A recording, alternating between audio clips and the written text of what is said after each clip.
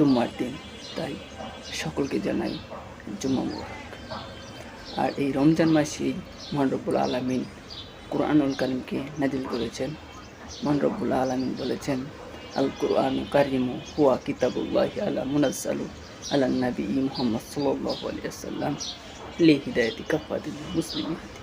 আল কুরআনুল কারীম, এটা কুরআনুল কারীম লিহিদায়াতি কাফাতিল মুসলিমিন, সমগ্র জাতির জন্য হেদায়েত স্বরূপ আল্লাহ রাব্বুল আলামিন এই রমজান মাসে এই কোরআনকে নাযিল করেছেন। তাই আমরা চেষ্টা করব যে যতটুকু পারি কোরআনুল কারীম তেলাওয়াত করার জন্য।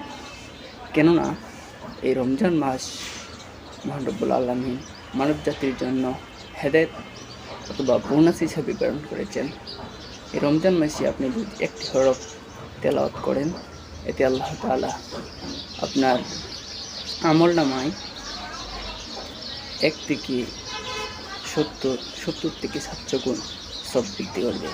তাই আমরা সর্বদাই চেষ্টা করব এই রমজানে আমাদের পিছনে ফেলে আসা দিনগুলোকে অতিবাহিত করি, যেন আমরা সুন্দরভাবে জীবন পরিচালনা করতে পারি। ধন্যবাদ সকলকে, আবার জানাই রমজানুল মুবারকবাদ।